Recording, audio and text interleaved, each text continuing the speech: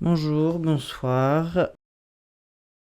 Alors, on est le 3 novembre 2025 et je suis arrivé à Saint-Étienne il y a pratiquement un mois. J'ai déménagé pour pas mal de raisons différentes, du perso mais aussi du pro. Ça fait 2 ans que je suis sortie d'école, je risque un burn-out tous les ans depuis. Enfin, je suis dans une cadence de travail assez intensive et pourtant je gagne toujours pas vraiment de thunes liées à mon travail. Je ne réponds pas à des appels à projets, à candidature, etc. Donc, quand je taffe, c'est soit des projets qui viennent de moi, soit des propositions que des amis vont faire. Mais du coup, c'est rarement rémunéré. En même temps, je me retire une charge de travail qui est de faire des dossiers, envoyer des appels à candidature. Je me retire aussi le fait d'avoir des refus, la potentialité d'avoir des refus, et le fait d'avoir des contraintes de travail institutionnelles. Là, pour le moment, mes contraintes sont beaucoup plus dues à mon environnement de travail et mes conditions de matériel, plutôt que à d'autres circonstances extérieures qui émaneraient d'une institution, disons. Voilà. Là, on est le 7 avril 2026. Alors depuis, ça a quand même pas mal changé. Depuis novembre, en fait, j'ai eu des nouvelles propositions de taf qui étaient rémunérées. J'ai toujours pas répondu à des appels à projets, candidatures, etc. Mais j'ai eu du taf et surtout, je commence la direction de séjour de vacances dans l'animation pour les enfants. Et du coup, là, mon économie, elle va quand même pas mal changer dans l'idée où j'aurai une rémunération saisonnière du fait de mon autre travail. Donc travail de l'animation, travail de terrain sur les questions de l'enfance adulte, mais aussi les questions de hiérarchie. Mais donc j'ai eu de la thune liée à mon travail artistique depuis novembre, tous les mois. Donc ça a quand même pas mal changé depuis. Il y a quelques semaines, j'ai viens de lire le roman de Johanna Blanc qui s'appelle Les Déserteuses et c'était super chouette, intéressant. Enfin, ça m'a amené à plein de discussions et du coup il y a plein d'extraits que j'ai sélectionnés et que j'aimerais vous lire et en faire un petit montage pour cette vidéo. Donc là on a la personnage principale qui est en train de parler avec le mec de sa pote à un vernissage. Et il parle de la pote en question. C'est la narratrice et là la personne qui commence à parler c'est le mec de la meuf, enfin de la pote de la narratrice. Enfin pour Alicia je sais pas comment dire. Je sais plus quoi lui dire quand c'est comme ça, tu vois, comment la conseiller. Des fois je voudrais lui dire d'avoir plus confiance en elle, de pas se laisser faire. Je sais bien que c'est pas sa faute si c'est un milieu si compétitif, si dur. Et des fois je comprends pas pourquoi elle s'accroche tellement, tu vois. C'est comme l'été dernier à Quattrocento, je sais pas si elle t'en a parlé. J'acquiesce de la tête et elle m'a raconté cette histoire. La curatrice s'est complètement foutue de sa gueule, ça a été un vrai feuilleton et au final, Ali n'a non seulement pas été payée, elle a aussi dû raquer elle-même la production et le transport de ses sculptures et n'a jamais vu la couleur du catalogue promis. Bon, la meuf était insupportable dès le départ. On en a parlé, tu vois, même au début, Ali, elle se méfiait. Elle disait qu'elle la sentait pas. Elle y est allée quand même. Et à chaque crasse de la meuf, elle se plaignait, on en parlait pendant des heures, elle était vraiment blessée, c'était dur. Mais au final, elle continuait. À chaque problème, elle y est retournée quand même. Elle disait que ça irait, qu'elle ferait attention maintenant, qu'elle était blindée et qu'on l'y reprendrait plus. Je sens que ça doit être un sujet de dispute. Il est tendu, comme s'il avait peur de se faire engueuler. Il ne va pas au fond de sa pensée. Je l'encourage du regard, il explose. J'avais envie de lui dire, mais on t'y reprend déjà, tant que tu accepteras de bosser avec cette conne, tu t'en sortiras pas. Tu te plies trop, tu plies trop. Mais dès que je dis ça l'énerve, elle dit que je me rends compte ou que je me rends pas compte ou que je comprends pas, que ça ne marche pas comme ça. Elle a raison, j'en sais rien, c'est bizarre votre monde. Mais des fois j'ai l'impression qu'elle me parle de ses problèmes plus pour se calmer que pour les affronter, tu vois. Qu'elle veut du réconfort mais pas des solutions. Je vois bien ces discussions, Alicia et moi on se parle tout le temps de nos combats, sans fin pour se faire rembourser des frais, pour mendier une rémunération. On se dit les embrouilles, les tractations, les déceptions. Il a raison, ce ne sont pas des recherches de solutions, ce sont des moments où on s'ouvre nos cœurs et où on se montre où ça fait mal. Rien à voir avec les solutions. Le travail d'Ali a pas mal changé ces dernières années, mais ça, elle m'en parle pas trop. Paradoxalement, je vois ça comme une marque d'intimité. Les personnes avec qui je parle d'art ne sont pas vraiment des amis. Alicia, c'est ma copine, on se plaint ensemble de nos curatrices, on se parle de nos familles et de nos comptes en banque, on se serre les coudes au vernissage, quand on ne connaît personne, on vole des petits fours dans les foires, et on se cache entre les stands pour se baffrer en gloussant. Quand l'une parle de ce qui ne va pas, l'autre dit c'est injuste, c'est dégueulasse, c'est scandaleux. Il ne comprend pas, bien sûr, que c'est une marque de confiance qu'elle se plaigne auprès de lui sans rien attendre d'autre. C'est marrant, on dirait que tu parles d'une fille qui sortirait avec un mec toxique, tu sais. Pas toi, c'est une métaphore. Tu vois ces filles qui sortent avec des tocards finis qui leur pourrissent la vie, et tu les plains, mais ça dure depuis tellement longtemps que tu finis par te dire que c'est peut-être un peu de leur faute aussi. Mais exactement, c'est ça. Des fois je lui en veux, tu sais, parce que c'est tellement prévisible que ça se passe comme ça. Mais je sais que c'est pas ce qu'elle cherche, et que je peux pas lui en vouloir. Mais je comprends pas pourquoi elle s'acharne à bosser avec des gens qui la respectent pas. Mais parce qu'elle s'acharne pas à bosser avec des gens qui la respectent pas, c'est les gens qui s'acharnent à pas la respecter. Elle veut juste bosser. Oui, bien sûr, oui, mais pourquoi du coup? Alicia, elle a tout ce discours quand elle est de bonne humeur sur les artistes comme une communauté du futur, qui œuvrent à inventer leur propre métier, qui révolutionnent le travail et expérimentent l'être ensemble ou je sais pas quoi. Mais dans les faits, c'est toujours le même schéma, les mêmes rapports de force. Comme si vous aviez aucun choix d'avec qui bosser et que vous tolériez qu'on vous traite comme de la merde. Pourquoi tu travailles avec des gens que tu détestes et qui te respectent pas, si ton boulot c'est justement d'imaginer un espace meilleur où travailler? Ouch, il y va fort, pas étonnant que ça pète avec Alicia. C'est un peu comme dire à quelqu'une qui vient de se prendre un mur en pleine face qu'elle aurait dû mieux regarder devant lui. C'est peut-être pas faux, mais ça fait super mal au nez quand même. Et comment expliquer que oui, on savait bien que le mur était là, mais qu'on espérait qu'en fait il n'y serait pas. Qu'on a cru, qu'on nous a fait croire que si on était assez bonne, le mur ne serait pas là. En fait, j'ai l'impression qu'on se rend pas compte sur le moment du problème. Parce qu'on a trop l'objectif en tête. L'expo, la résidence, la thune, les pièces. On se rend pas compte qu'on se fait baiser. Qu'on n'aime pas juste ce qu'on est en train de faire. Je pense qu'on croit toujours que ça va s'arranger, qu'on va finir par s'entendre ou je sais pas, que ça vaut le coup. Parce qu'on pense au résultat. On reste persuadé que ça va nous servir, nous aider, qu'on pourra en tirer du positif. On continue de croire qu'on a la chance d'être là en fait. Et puis à chaque concession qu'on fait, on est encore plus coincé. Et on se dit que si on finit par abandonner, alors on aura subi pour rien. Mais vraiment t'y crois ? C'est vraiment une surprise quand ça se passe mal. Je veux dire, par exemple, Greg, tu dis bien qu'il a pas été cool dès le début, à pas te répondre quand tu es venu visiter l'espace. Pourquoi t'as pas juste refusé de faire l'expo à ce moment-là? Mais parce que je voulais la faire. C'est tout, j'avais que l'expo en tête, je voulais juste la faire. Ne pas la faire et m'engueuler avec les gens de deux, ça me semblait bien pire que de passer un mauvais moment à la préparer. Et à nouveau, je crois que je me rendais pas compte, tu vois. Je me rendais pas compte des proportions que ça prenait pour moi. Un problème par-ci, un problème par-là. Et puis juste une ambiance globalement tendue, mais jamais rien de palpable. Pas d'insultes majeures, pas de guerre ouverte. Je me disais que c'était juste le stress de montrer mon travail et tout. C'était mon premier solo show aussi. C'est le triomphe de l'espoir sur la conscience de soi. Enfin, en gros, on se fait avoir quoi, c'est tout. Même si j'ai dit pendant toute la préparation de l'expo que je le sentais pas, tu vois, je sais pas si je le sentais pas, si j'étais aussi pessimiste que ça en fait. Je crois que j'espérais vraiment que ça allait s'arranger. C'est compliqué de dire qu'on l'avait senti, on sent toujours plein de choses. Et c'est après coup qu'on se dit, que ce qu'on a senti devient vrai. Pas avant, non. C'est que parce qu'on peut rétrospectivement apporter une validation à un sentiment qu'on se souvient de lui. On se souvient pas des mauvais pressentiments qui s'avère faux. Bon, et après Alicia arrive et la discussion s'arrête. Ce livre qui s'appelle Les Déserteuses, c'est un livre qui est en parallèle une recherche sur les artistes qui quittent l'art contemporain, les artistes femmes, et du coup donc il y a plusieurs pièces qui sont insérées dans le roman, comme certaines pièces de Lilo Zano, qui sont des descriptions. Et du coup là il y en a une, avec la traduction de Johanna Blanc. Pièce. Quand vous essayez de réussir, conservez pendant des années une pile d'annonces d'exposition, communiqués de presse, tout document imprimé relatif au monde de l'art. Tout ce qui arrive par la poste ou qui est accumulé d'une autre manière est jeté sur la pile. Lorsque vous commencez à réussir, posez vos propres documents imprimés sur la pile. Laissez-les être recouverts par le temps comme les autres le sont. Et donc c'est une pièce de Lilo Zano qui s'appelle Pièce, qui a été faite en 1969. Donc là, page 115, la narratrice parle avec une autre personne à un vernissage. J'ai lu religieusement l'esthétique relationnelle et j'ai décidé de faire de l'art qui se raconterait comme une histoire, comme ces histoires, celle de Tira Vanija et de Segal, celle de ces moments magiques que j'ai passés dans des musées à admirer leur travail, livre à la main, larme à l'œil. Il m'a fallu du temps pour m'en détacher. D'ailleurs, je les aime encore. Je me positionne contre eux malgré moi, simplement parce que j'ai compris que la liberté qu'ils exposent ne sera jamais que la leur. Que cet affranchissement incroyable qu'ils me faisaient découvrir, je ne l'aurai jamais. Ou en tout cas jamais avec ni grâce à eux. Ils ne partagent pas. Ils ont l'aisance de la neutralité et moi je ne serai jamais neutre puisque je suis une femme. Et encore je suis blanche et bourge, c'est dire si j'étais proche du but. Mais pourtant non, je ne pourrais jamais produire des histoires comme les leurs, si évanescentes, si pures. Ces situations légères comme des mensonges qui ont bercé mes années d'études. Ce n'est pas bien grave et d'ailleurs ce que je vis est plus intéressant.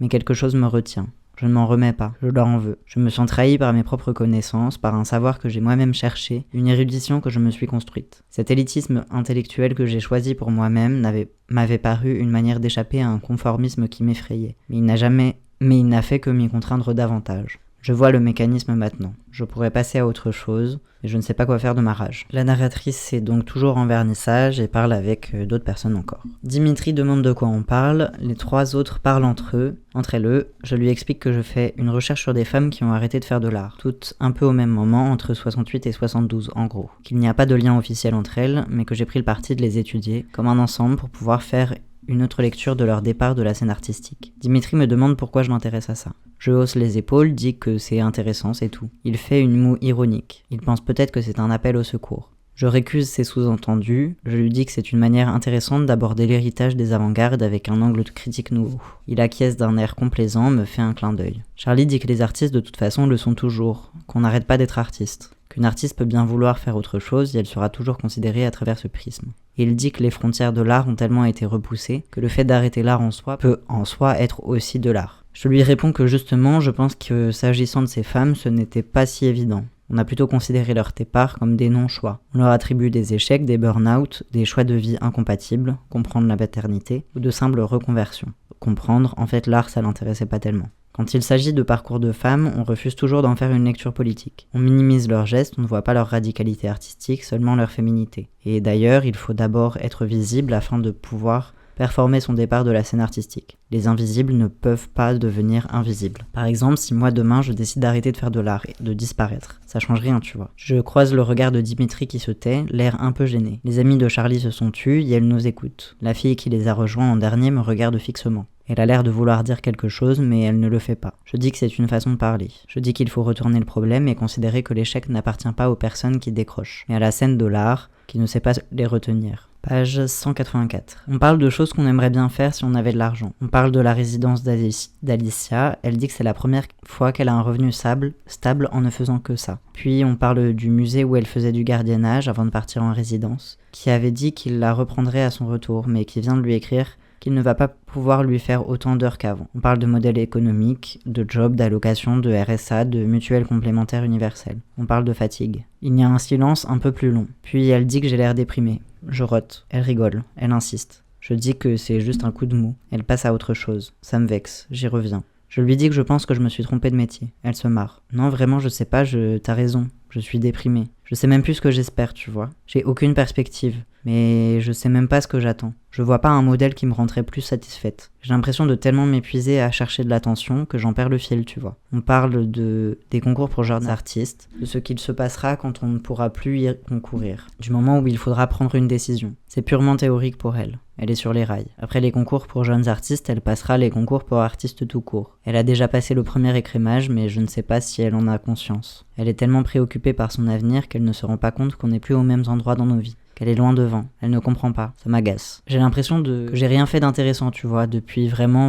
longtemps. Je sais pas. Je te vois, toi, ou Fatih, ou d'autres, tu vois, enfin là où vous êtes et moi... Enfin moi j'ai pas trop de trucs de prévus, j'ai pas vraiment de projet. Je me dis, c'est peut-être le moment, je devrais peut-être aller voir un peu ailleurs, prendre de la distance, passer à autre chose. Alicia essaie d'allumer sa clope, son briquet ne marche pas. Je cherche le mien, le lui tends, elle me remercie d'un signe de la tête, tire sur sa cigarette et me frotte le bras maladroitement, comme pour me réchauffer. Faut tenir le coup, chaton. Ouais, oui, te laisse pas abattre. Je sais que c'est dur, mais ton travail est vraiment intéressant, tu sais. Faut que tu te fasses confiance, que tu continues. Mais j'ai même plus d'atelier, j'ai plus mon travail, je sais même plus ce que je fais. Tu sais, en fait, j'ai rien fait. Depuis l'expo à 2-2, je fais rien. Mais allez, elle réfléchit. Rien du tout, rien. Ça fait des mois que je ne fous rien. Ali est la première personne à qui je le dis à voix haute. Les journées que je ne passe pas à mes jobs alimentaires sont des trous noirs. Chaque soir, je me demande comment le temps a pu finir par s'écouler avec tout ce rien pour le remplir. Au début, je continuais d'aller consciencieusement à l'atelier tous les jours. Je regardais les murs, je glandais sur Facebook. Je disais en riant que je faisais le postpartum de mon expo à 2-2. Les gens me répondaient gentiment de ne pas me décourager, il y a des phases comme ça.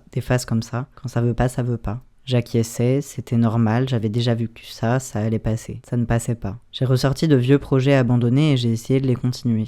J'essayais de me souvenir de comment ces phases avaient fini par passer. Je me suis demandé si c'était jamais vraiment passé. J'essayais d'être plus instinctif, de suivre des intuitions, de faire des choses au hasard et de voir ce qui allait se passer. Je n'arrivais à mettre de sens dans aucun geste, aucun mot. J'étais bloqué. Puis je me suis dit qu'il me manquait un moteur, une raison. Il me fallait un sujet et j'ai donc décidé de faire des recherches. J'allais à la bibliothèque tous les 4 matins pour emprunter de nouvelles cargaisons de livres dont je ne lisais que les introductions, avant de juger plus important d'en lire un autre, puis plutôt un autre. Je m'interrompais pour chercher un mot, puis le nom d'une auteure citée par une autre, puis je trouvais dans sa bibliographie des titres de livres intéressants. Alors je cherchais s'ils étaient disponibles à la bibliothèque et tout recommençait. Au bout d'un moment, j'ai décidé de faire mes recherches directement à la bibliothèque, pour limiter les déplacements, le poids des sacs et les pénalités de retard sur les prêts. J'arrivais pour l'ouverture, je passais du temps dans les rayons, à lire des bribes, des mots, à reposer le livre, en prendre un autre, le feuilleter, le rapporter à ma table pour le lire, mais une fois installé, je pensais à autre chose. Je me souvenais d'un texte culte écrit par cette auteurice si importante qu'il fallait que je lise avant toute chose. Et ainsi de suite jusqu'à ce que je m'aperçoive que j'avais oublié mon chargeur, mon stylo, ou que j'avais la migraine, alors je reposais tous les livres et rentrais chez moi avec soulagement. Puis j'ai fait mes recherches sur internet, parce que c'était plus important de lire des articles plutôt que des textes dans des vieux livres. Il me fallait du contemporain, de l'actualité, et ça irait plus vite de lire ce que les gens écrivaient sur les livres plutôt que les livres eux-mêmes. Comme la connexion chez moi est meilleure qu'à l'atelier, j'ai fait mes recherches depuis mon canapé. Je passais d'un article à l'autre, gardais des dizaines d'onglets ouverts pendant des jours, et regardais des dessins animés dans une autre fenêtre en mangeant des chips. Je ne finissais rien. Puis je me suis dit qu'il manquait un objectif. Pendant une période assez frénétique, j'ai répondu à des dizaines d'appels à candidature pour des expositions, des résidences, des bourses de recherche. Je fabriquais des idées, je baratinais des projets, je brodais autour de travaux passés et je paraphrasais les textes de présentation des institutions hautes. J'arrivais presque à me convaincre moi-même d'envie que je venais tout juste d'inventer. Je refaisais mon site, retouchais les photos de mon Instagram, je traduisais mon CV, réorganisais mon portfolio. Puis les lettres de refus ont commencé à arriver et j'ai passé des journées entières à consulter les sites des personnes qui avaient été retenues. Puis j'ai jugé que pour ma santé mentale, il valait mieux faire une pause. J'ai commencé à randonner dans la ville pour m'aérer. Je marchais pendant des heures sans direction précise. J'ai été à la piscine, appris à cuisiner des gnocchis. J'ai fait de la couture, j'ai posé des étagères, j'ai voulu adopter un chat, puis j'ai renoncé. Mes journées étaient assez variées, encore qu'un brin monomane. J'ai même consacré qu'à une seule activité pendant des heures d'affilée sans autre distraction, pour en ressortir étourdi, désorienté. Certains jours, je regardais des séries pendant des heures sans interruption. D'autres, la même chose, mais avec des romans, des podcasts ou alors des bandes dessinées. D'autres jours, j'allais voir des expositions, j'en enchaînais plusieurs d'affilée, je faisais toutes les galeries d'un quartier, puis je rentrais les poches gonflées de communiqués de presse que je gardais consciencieusement pour peut-être les lire plus tard. D'autres jours, je restais au lit à regarder le plafond sans bouger, sans penser. Ça n'était étonnamment pas si difficile de faire croire à mes amis que je continuais ma vie d'avant. Comme ma vie sociale est principalement composée d'artistes, ça passait inaperçu. Je restais informé des actualités de la scène et on parlait surtout de ça. Je changeais de sujet quand on me demandait mes projets ou j'inventais quelque chose, je divaguais sur n'importe quel article que j'avais lu plus tôt. Parfois, je me demandais si elles me croyaient vraiment. Personne n'insistait en tout cas. Parallèlement, les journées de travail rémunérées semblaient irréelles. J'ai toujours pris soin de n'avoir comme job alimentaire que des missions ponctuelles et sans intérêt, pour ne pas être déconcentré, pour garder mon esprit disponible pour mon autre travail, mon travail d'artiste, mon vrai travail. Ce dernier ayant été réduit à une obscure question, mes petits boulots ont pris un sens nouveau. Parfois, je les attendais avec enthousiasme. J'acceptais les directions avec reconnaissance et j'appréciais les contraintes posées sur mon corps. Je portais des objets, en déplaçais d'autres, vissais des choses, vendais des trucs, saisissais des données, répondais au téléphone, cuisinais des aliments, nettoyais des saletés. Je me disais que je pourrais faire ça, que je pourrais être cette personne qui travaille. C'était si simple, si évident. Mes rapports sociaux étaient limpides, mon corps utile, au service d'eux. Ça ne durait pas trop. Les heures mal payées passaient et la futilité des gestes à accomplir érodait vite ma bonne humeur. La sensation d'être une bonne fourmi parmi les autres ne me procurait qu'une satisfaction passagère, laissant rapidement place à un engourdissement amer. Assez vite, je commençais à éprouver de la rancœur envers les objets et les outils, ceux dont j'avais la responsabilité et qui me contraignaient. Il se créait en moi une sorte d'écosystème interne où le travail alimentait une colère dans laquelle je puisais l'énergie de continuer à travailler. J'accomplissais les efforts nécessaires en maudissant les humains qui m'entouraient et comptais les minutes avant de rentrer fourbu et écœuré, de la maigreur du salaire et de la bêtise du poste, de la vacuité de mes objectifs et de mon propre empressement à les remplir. Je revenais avec soulagement à mon vide. Au bout d'un moment, la pause c'est fini, mais rien n'a commencé. Je ne sais pas si c'est vraiment fini. Page 202. Lilo Zano décrit son départ de la scène artistique, sa drop-out piece, comme inévitable. Et il faut la prendre au pied de la lettre. C'est l'aboutissement logique et nécessaire de son œuvre visible. C'est le prisme à travers lequel il faut regarder son œuvre pour la comprendre. Lilo Zano a abandonné sa carrière publique pour continuer à vouloir être artiste. Elle ne concevait pas la fusion de l'art et de la vie, tant recherchée par les avant-gardes du XXe, comme une exhibition du privé dans le public. Au contraire, Lilo Zano cherchait à faire de son art une forme d'intimité. En transformant toute sa vie en expérimentation artistique plutôt que de faire de l'art un mode de vie, Lozano va au bout de la pensée conceptuelle. Je pense qu'il est nécessaire de lui accorder cette cohérence et cet exploit. C'est à cet endroit-là, je pense, qu'il faut considérer la question sous le prisme du genre. Parce que je pense que c'est depuis sa position minoritaire et donc marginalisée que Lozano a été poussé dans ce retranchement. Je crois que ce sont les mécanismes normatifs structurels propres à l'art et à la société en général qui ont amené Lee Lozano à ce questionnement fondamental et sans concession de la position de l'auteurice.